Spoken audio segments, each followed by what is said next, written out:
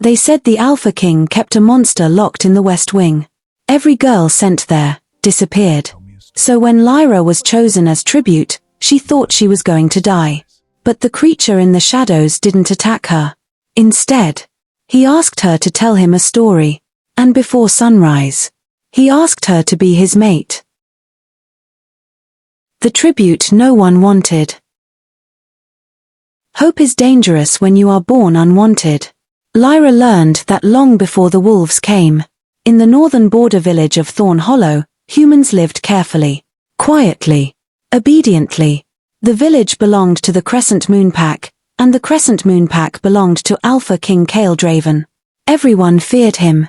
Some said he could tear through 10 wolves without shifting. Others said he had killed his own council.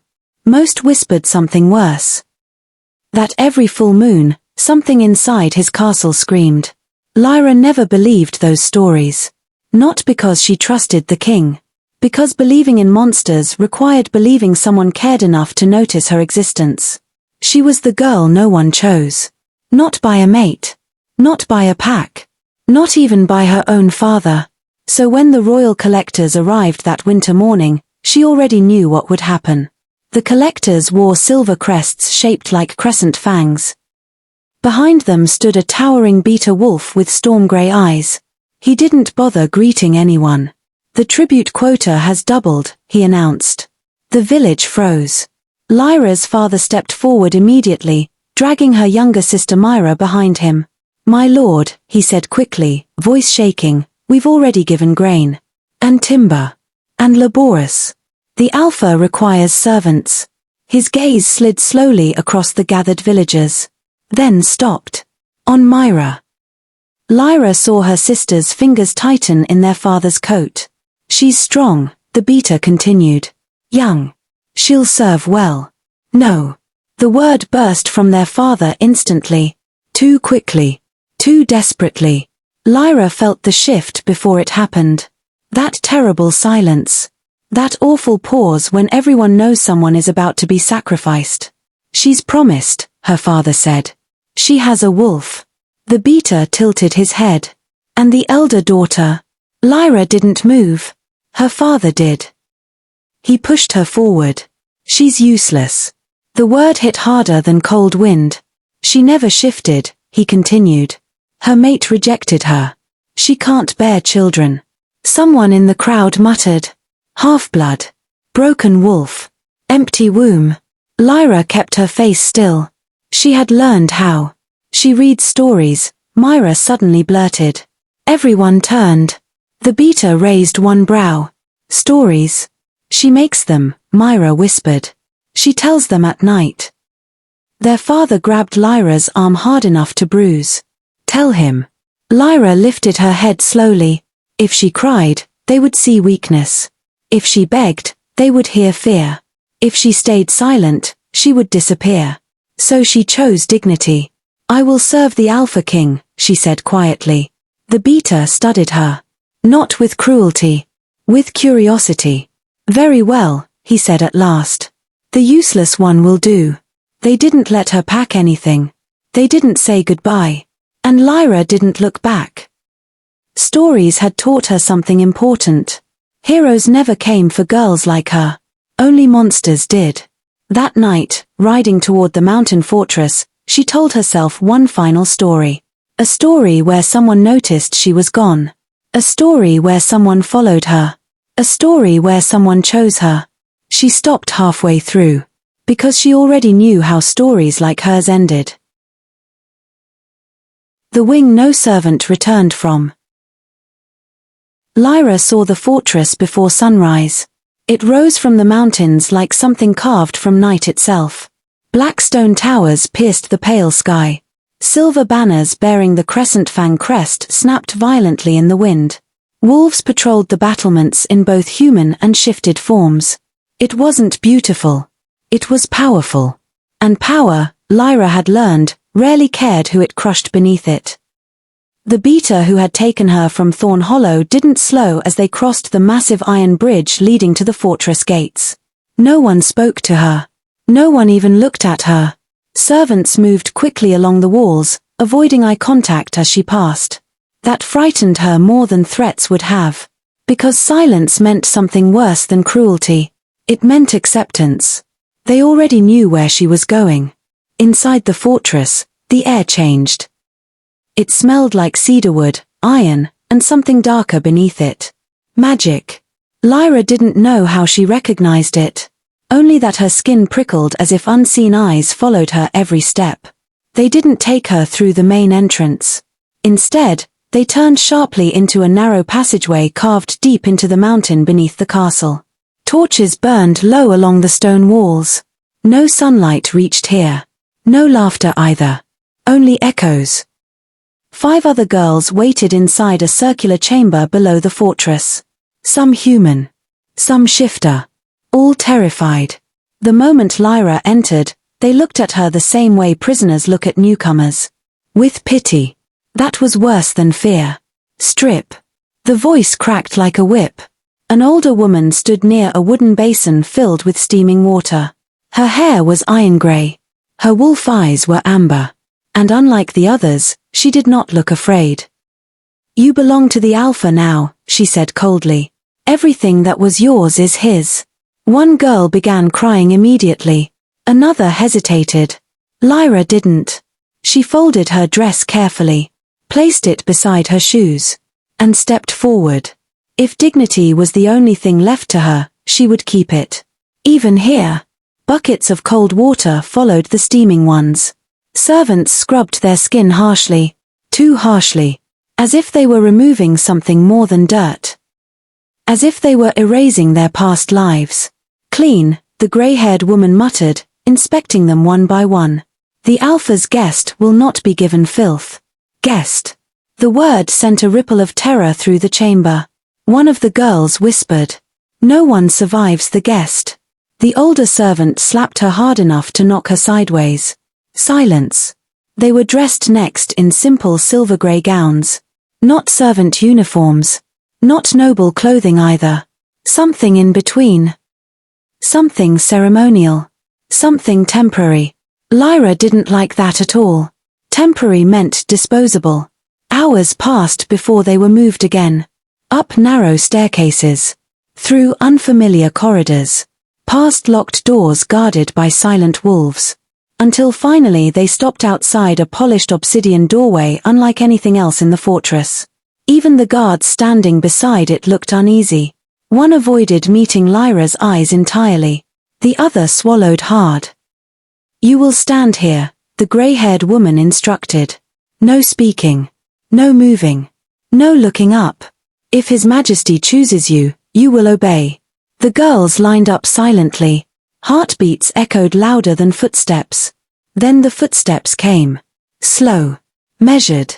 Heavy with authority. The air shifted instantly. Power rolled down the corridor like thunder before a storm. Your Majesty. Even the stern servant bowed deeply now. Lyra lowered her head like the others. But she still felt him enter. Some people carried presence. Others carried fear. This man carried both. They're trembling. The voice was deep. Cold. Controlled. Not cruel. Not kind either. Just tired. New tributes, someone answered nervously. For your guest. A long silence followed.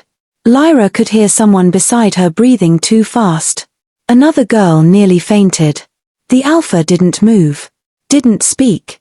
Didn't choose. Until suddenly. Lift your head. The command wasn't loud. But it wasn't directed at everyone. It was directed at her. Lyra froze. Slowly. Carefully. She obeyed. Alpha King Kale Draven stood before her. And for one impossible second, she forgot how to breathe. Stories never described kings correctly.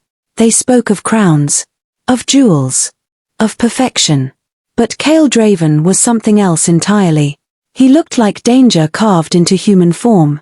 Tall enough to make warriors step aside instinctively. Dark hair falling loosely around a face too sharp to be gentle. A scar cut faintly across one eyebrow. And his eyes. His eyes were molten silver. Ancient. Watchful. Predatory. Not beautiful. Not safe. But impossible to ignore. He studied her longer than the others. Not with disgust. Not with interest. With recognition. As if he had expected her. This one. The words fell softly. But they changed everything. The servant stiffened. Yes, Your Majesty. Lyra barely realized he had already turned away. Already leaving. Already finished deciding her fate.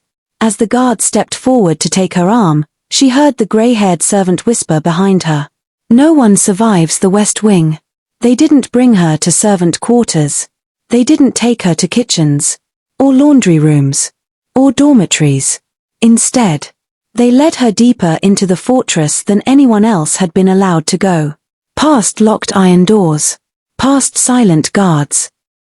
Past corridors where even wolves refused to walk alone. Until finally they stopped before a massive carved oak doorway sealed with silver chains. One guard unlocked it. Very slowly. Very carefully. Like someone opening a cage they hoped would stay closed. Inside, he muttered. Lyra stepped forward. The door closed behind her immediately, and the lock slid back into place. She stood alone inside a vast chamber. Candles burned along marble walls. A long table overflowed with untouched food. Fresh fruit. Warm bread. Honeyed wine. Roasted meats still steaming. No prisoner received food like this. Which meant she wasn't meant to survive long enough to finish it. Then she saw the dress. Midnight blue. Folded carefully across the bed. Waiting for her. Beside it. A silver necklace shaped like a crescent fang. Something about it made her pulse quicken. Not fear. Something older. Stranger. As if the necklace already knew her. The room suddenly grew colder. The candles flickered. And somewhere behind her. Stone scraped against stone. Not footsteps. Claws. Put it on. The voice came from the shadows. Low. Rough. Wrong. Not human. Not wolf either. Something else entirely. Something broken. Something waiting. Lyra swallowed. Then reached for the dress. The creature in the West Wing. Lyra stood alone in the chamber long after the door locked behind her. Silence filled the room. Not ordinary silence. The kind that listens back. The candles flickered again. Something moved behind her. Not footsteps. Not breathing. Something heavier. Something patient. Something waiting to see what she would do next. Put it on. The voice came again. Closer this time. Still wrong. Still forced through a throat not meant for speech. Lyra swallowed. Her fingers tightened around the midnight blue gown resting across the bed. Fear told her to refuse. Instinct told her to hide. But something quieter inside her whispered something else. This creature had not attacked her. Had not rushed her. Had not claimed her. It had asked. So she answered. Yes. Her voice trembled slightly. She stepped behind a carved wooden dressing screen and changed. The fabric felt strange against her skin. Soft. Cold. Almost alive. As if the threads themselves remembered being worn before. When she finished, she hesitated beside the silver crescent necklace still lying across the table. Should I wear this too? For a long moment. Nothing answered. Then. Yes. Closer now. Much closer. She clasped the necklace around her throat. The metal warmed instantly against her skin. Like recognition. Like acceptance. Like something ancient settling into place. Lyra stepped out from behind the screen. And froze. The shadows had moved. They were deeper now. Thicker. Gathered near the far side of the chamber where the candles barely reached. She couldn't see him clearly. Only shape. Height. Mass. Claws. Eat. The voice rumbled through the darkness. Lyra obeyed automatically. Her hands shook slightly as she picked up a piece of bread. She hadn't eaten since morning. But now, her appetite had vanished. Still, she forced herself to chew. Swallow. Stay calm. Stay alive. Do you like the dress? The question surprised her. It sounded almost careful. Yes. Her voice came out softer than she expected. It's beautiful. The shadows shifted again. Something stepped forward. Just enough for her to see one arm. If it could be called that. It was enormous. Covered in dark fur streaked with silver scars. Clawed fingers longer than daggers. Too large. Too twisted. Too wrong for any wolf she had ever seen. Turn. Lyra obeyed before fear could stop her. She turned slowly, breathing carefully, steady, controlled. The creature stepped closer, into candlelight, and the world changed. He was enormous. Not merely large like a wolf warrior, not powerful like a pack alpha. Something else entirely. Something ancient. Something cursed. His body was wrong in ways her mind struggled to understand. Shoulders too broad. Limbs too long. Claws too sharp. Teeth too many. Golden eyes burning inside a face twisted by something older than injury. Older than battle. Older than pain. Magic. Lyra's breath caught in her throat. A scream rose instinctively, but she swallowed it. Because something in his eyes stopped her. They weren't cruel. They weren't hungry. They were tired. Are you afraid? The question sounded rough. Careful. Almost uncertain. Lyra hesitated. Then answered honestly. Yes. The creature flinched. Just slightly. I'm sorry, she added quickly. That was rude. Silence filled the chamber again. Then, unexpectedly, a low sound escaped him. Not anger. Not threat. Something closer to laughter. Most scream. I thought about it. Another pause. Why didn't you? Lyra looked at him carefully now. Really looked. Past the claws. Past the twisted limbs. Past the monstrous size. And what she saw beneath it. She recognized. I read stories, she said quietly. His head tilted. Stories?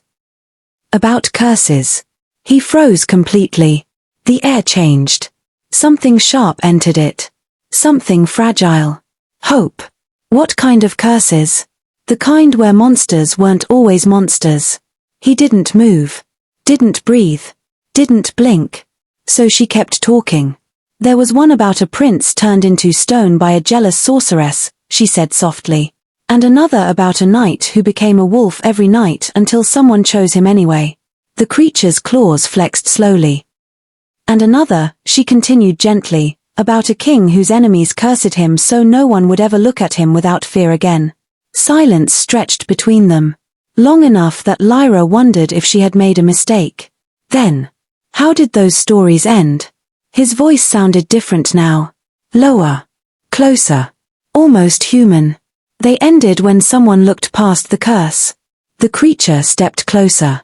Close enough now that she could see the silver streak running through his fur. The scar across his shoulder. The careful distance he kept between them. As if afraid to touch her. Tell me another story. The request sounded like a command. But also like something else. Something lonely. Lyra sat slowly at the long dining table. And began. She told him stories she remembered from childhood. Stories she had invented when no one else listened. Stories about lost princes. Broken kingdoms. Invisible girls. Lonely monsters. He never interrupted. Never mocked. Never moved closer than the edge of the candlelight. But he listened. Like every word mattered. Hours passed. Candles burned low. The sky outside darkened completely. Still he listened. Still she spoke. Until finally, quietly, he asked, "Will you be my mate?" The question struck her like lightning. Lyra's breath stopped. Her hands tightened around the edge of the table.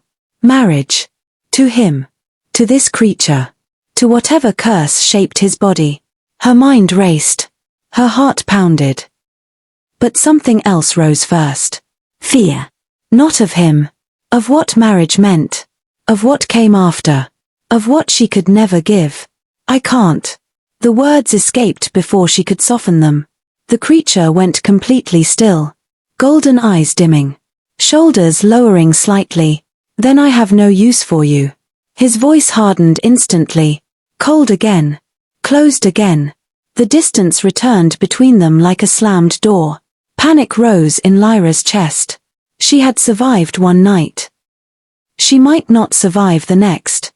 Unless. Her storyteller's mind moved faster than her fear. A riddle, she blurted suddenly. The creature froze. What? A riddle, she repeated. If you solve it, I'll be yours. Silence. Suspicion. Curiosity. Hope. All flickered across his expression at once. And if I cannot, then you let me return tomorrow. She lifted her chin. Steadier now. Braver now. Until you solve it.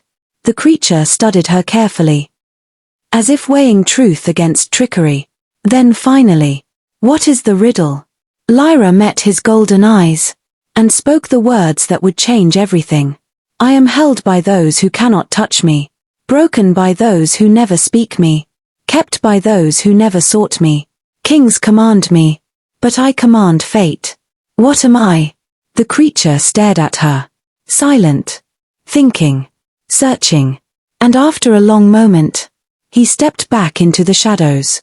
Tomorrow. Lyra exhaled for the first time since she entered the chamber. She had survived. Not because she was strong, not because she was brave, but because she told stories. The Alpha Who Feared the West Wing. Morning arrived too quickly. Lyra hadn't slept. Even after the creature vanished into the shadows. Even after the doors unlocked. Even after servants silently entered to escort her back through the forbidden corridor. Her mind kept repeating the same question. Had she made a mistake? The castle looked different in daylight. Less haunted. Less alive. Less dangerous. But also less honest. At night, the shadows revealed secrets. In daylight, the castle pretended nothing was wrong. Pretended the West Wing did not exist. Pretended something ancient wasn't breathing behind locked stone walls. Servants avoided her eyes as she walked. Not with cruelty. With curiosity. With confusion. And something else. Fear. They had expected her to be gone by morning. She lived. The whisper followed her down the corridor. She stayed all night. She came back. No one comes back. Lyra kept walking. Head straight. Steps steady. Heart racing. The grand hall doors opened before her. And Alpha King Kale Draven stood waiting. He looked exactly like the rumors described. Tall. Broad-shouldered. Dark-haired. Silver-eyed. Power wrapped around him like a storm waiting to break. He was beautiful. Terribly so. Not the gentle kind of beauty that comforted people. The dangerous kind. The kind that made entire rooms fall silent when he entered. You survived. His voice carried no surprise. Only confirmation. As you see, Lyra replied quietly. His silver eyes moved slowly over her midnight blue gown. Then stopped. At the crescent necklace resting against her throat. Something changed in his expression. Not anger. Recognition. Shock. Fear. Who gave you that? His voice sharpened instantly. Lyra touched the necklace instinctively. The chamber in the West Wing. Silence exploded across the hall. Every servant froze. Every guard stiffened. Even the torches seemed to stop flickering. You entered the West Wing? Yes. And you returned? Yes. His jaw tightened. Hard enough that the muscles along his neck shifted. No one returns from the West Wing. I did. He stepped closer. Too close. Close enough that Lyra could feel the heat of him. The scent of winter air and steel. You spoke with it. Not a question. A statement. Yes. What did it say? Lyra hesitated. Something told her this answer mattered. Something told her truth could be dangerous here. But lies. Lies felt worse. It asked me to tell stories. The Alpha King stared at her. Then something unexpected happened. He laughed. Not kindly. Not warmly. Not happily. Bitterly. She still tells stories. Lyra blinked. Still. What does that mean? His expression hardened again. It means, he said coldly, you will not return there tonight. The words hit her harder than she expected. No. The answer escaped before she could stop herself. The Alpha King stilled. You refuse me? Yes. The hall went silent again. Even the guards looked shocked now. No one refused the Alpha King. No one. He asked me to return, Lyra continued. And I gave him my word. Kale's silver eyes darkened. He is not your king. No, she said quietly. He's not. The truth hung between them like a blade. He is a curse, Kale continued sharply. He is a monster. Lyra's chest tightened. He listens. Kale froze. What? He listens when I speak, she said softly. And monsters don't listen. Something dangerous moved behind the Alpha King's expression. Something angry. Something afraid. You don't understand what lives in that wing. Then explain it. His silence answered her. He asked me a riddle, Lyra continued carefully. And tonight he will try to solve it. Kale stepped closer again. What riddle? Lyra hesitated. But something told her this mattered too much to hide. I am held by those who cannot touch me. She watched his expression closely as she continued. Broken by those who never speak me.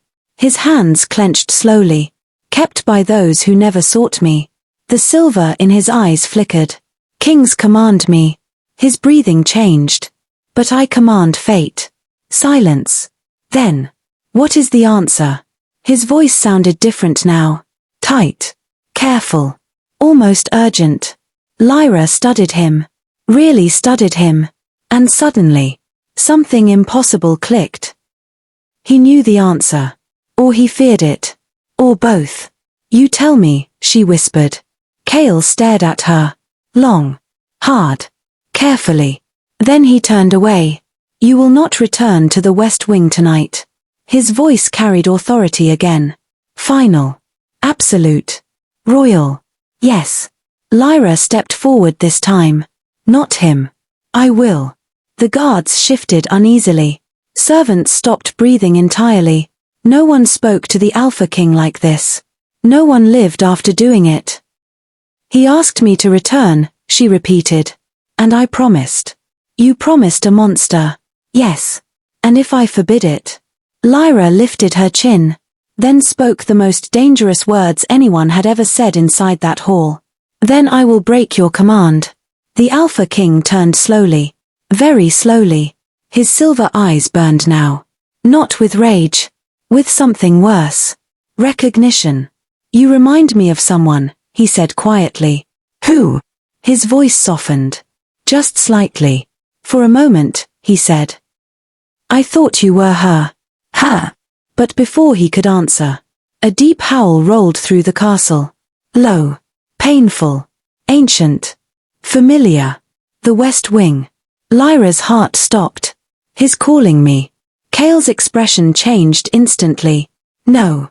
Yes. You don't understand what that means. Then tell me. His voice dropped to a whisper. If he solves your riddle, everything changes. Lyra stepped closer. How? Kale looked at her like someone watching a storm arrive. Because the answer to your riddle, he said slowly, is a promise.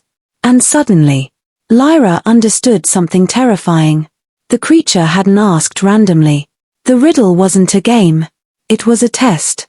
If he answers correctly, Kale continued, you become his. Lyra's breath caught. And if he doesn't? Kale's voice softened again. Then came the truth. Then he disappears forever. The West Wing howled again. Louder this time. Closer. Desperate. Waiting. And Lyra realized something else. Something worse. Something impossible. The Alpha King wasn't protecting her from the creature. He was protecting the creature from her. The second howl shook the castle walls. Not loud. Not violent. Not threatening. Desperate. It sounded like someone calling across a distance too wide to cross alone. Lyra didn't wait. She ran. Servants shouted behind her. Guards called her name. Boots echoed down stone corridors. But she didn't stop. Because now she understood something terrible. If he solved the riddle, he might vanish. If he failed, he might vanish.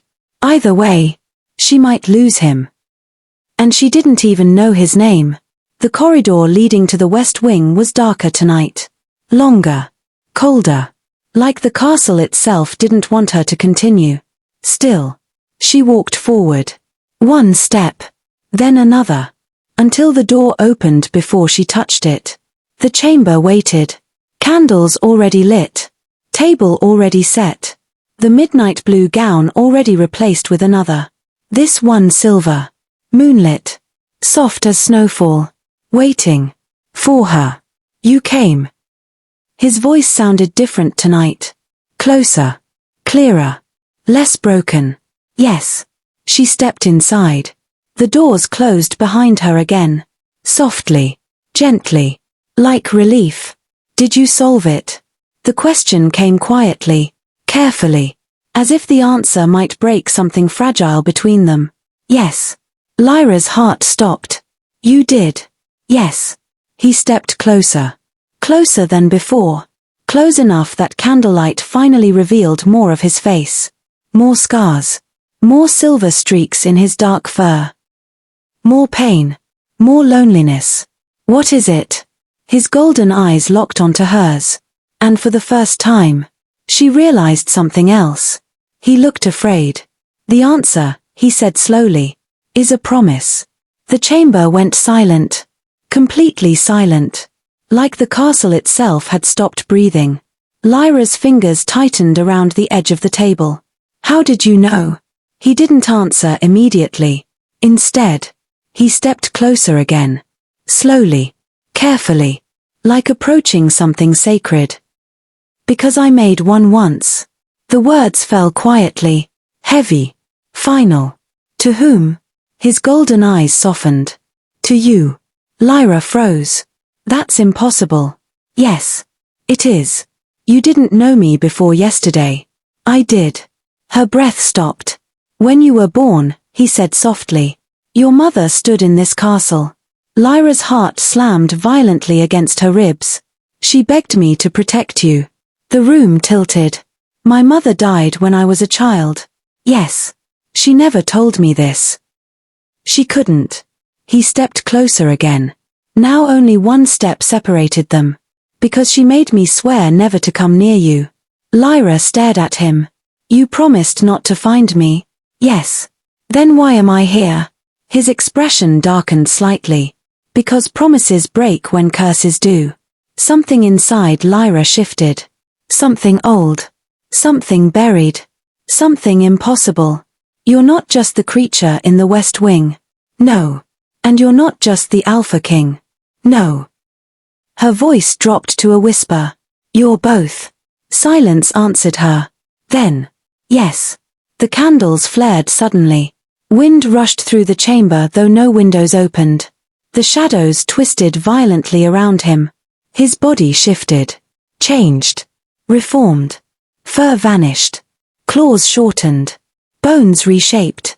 And slowly, standing before her, was Alpha King Draven. Not across the hall. Not at a distance. Not in daylight. Here. Inside the West Wing. Inside the curse. Inside the truth. I am both, he said quietly. The monster you met. The king you argued with. The promise you gave your riddle to. And the man who has belonged to you since before you could speak. Lyra's hands trembled. Why didn't you tell me? Because if you refused me after knowing the truth. His voice cracked slightly. I would disappear forever. Her heart stopped. The curse. Yes. What kind of curse does that? The kind meant to erase kings. He stepped closer. Carefully. Slowly. As if afraid she might still run. A rival pax which cursed me the night your mother came here. Lyra's breath shook. What did the curse say? That no one would ever choose me willingly. Silence filled the chamber. Heavy, ancient, unbreakable. And if someone did, his golden eyes softened again. Then I would be whole again. Lyra understood now. The stories. The necklace. The West Wing. The riddle. The promise. Everything had been leading here. To this moment. To this choice.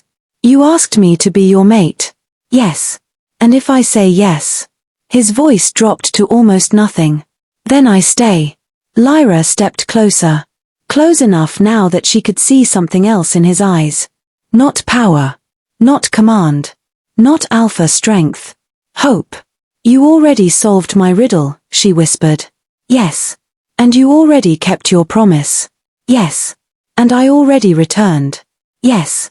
She reached for his hand. The same hand that had been claws.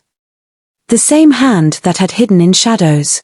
The same hand that had never touched her without permission. Yes.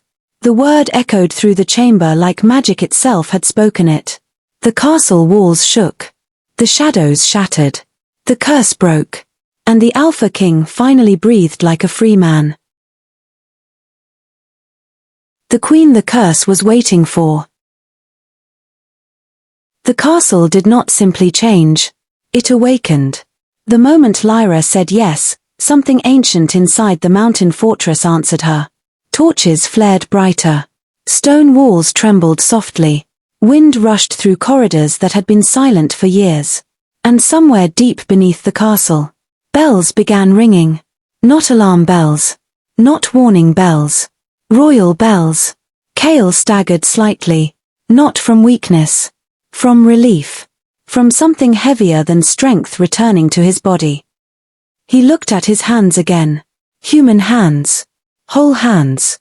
No claws. No scars twisting across fur. No shadow clinging to his bones. For the first time in years. He looked like a king instead of a prisoner. You stayed, he whispered. Lyra smiled gently. I promised. The crescent necklace around her throat suddenly grew warm again. Warmer than before. Warmer than candlelight. Warmer than breath. It glowed. Kale froze. His silver eyes widened. That necklace. Lyra touched it instinctively. What about it? His voice softened. It isn't mine. Before she could ask what he meant, the chamber doors opened. Not by servants. Not by guards. By themselves. Moonlight poured inside. Bright. Silver. Alive. And inside that light, someone stood waiting. Lyra stopped breathing. Because she knew her. Even before her mind accepted what her eyes were seeing. Even before her heart allowed the truth. Even before her voice formed the word. Mother. The woman standing in the doorway smiled. Softly. Proudly. Gently. Exactly the way Lyra remembered from childhood dreams she thought were fading memories. Yes, she said. Kale stepped back instantly. Not in fear. In respect. My queen. Lyra turned sharply. My queen. Her mother laughed softly. I was never meant to stay in your village forever. Lyra's chest tightened. What does that mean? The moonlight brightened around her mother's form. Not flesh. Not shadow. Something between. Something ancient. Something royal. I was Luna of this pack before you were born.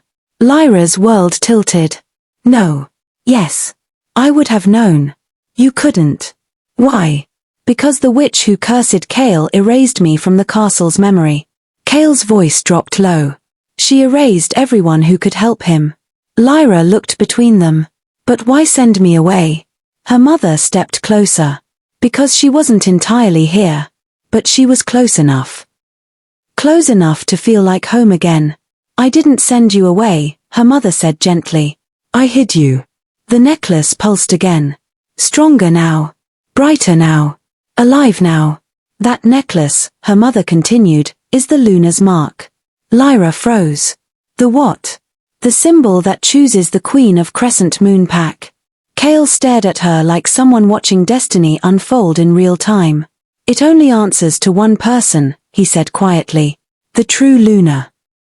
Lyra looked down at the glowing silver crescent resting against her skin. But I didn't choose it. Her mother smiled again. It chose you. The chamber filled with warmth. Not fire. Not magic. Recognition. The curse could only be broken by someone who chose Kale freely, her mother continued. But not just anyone. Lyra whispered. Alina. Yes. Kale stepped closer again. Slowly this time. Carefully. Like approaching something sacred instead of something fragile.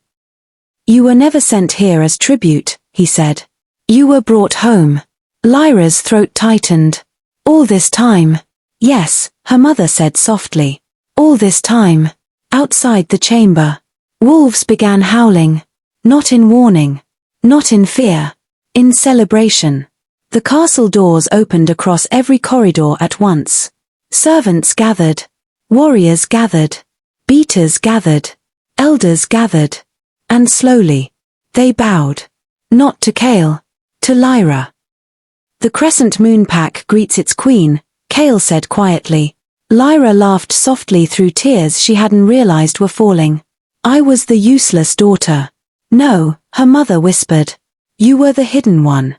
Her mother's form began fading slowly now. Moonlight pulling her back. Duty finished. Promise kept. You broke the curse, she said gently.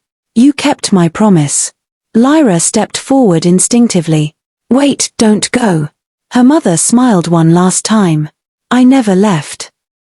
Then she disappeared into moonlight. Silence followed. But not emptiness. Not loneliness. Something better. Belonging. Kale reached for Lyra's hand again. Not as a king. Not as a monster. As her mate. My queen. Lyra looked at the castle. At the wolves bowing below. At the moon glowing above. At the man beside her. And finally, she understood something she had never believed possible. Stories didn't lie. They waited. For the right ending. I choose you, she whispered. And this time, the entire kingdom answered back. Some girls are sent away because they are unwanted. Some girls are forgotten because they are hidden. But sometimes, the girl no one chose, was always meant to become the queen. If this story touched your heart, don't forget to like, subscribe, and tell me in the comments. Would you have returned to the West Wing the second night? Because sometimes, the bravest love stories begin with a locked door.